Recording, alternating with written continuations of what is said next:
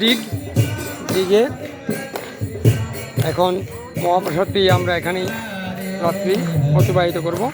তারপর কালকে ভোর 4টায় দিক থেকে আমরা আজিবদ্রীতে চলে যাব, বদ্রীনাথ ধাম।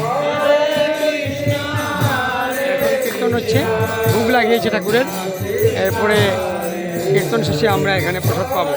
এই গ্রামে থাকবো, গ্রামে লোকের ঘরে ঘরে রাত্রি অতিবাহিত করে কালকে যাব আজিবদ্রীতে। আজিবদ্রী মানে বদ্রীনাথ ধাম, কালকে বদ্রীনাথ ধামে যাওয়া হবে।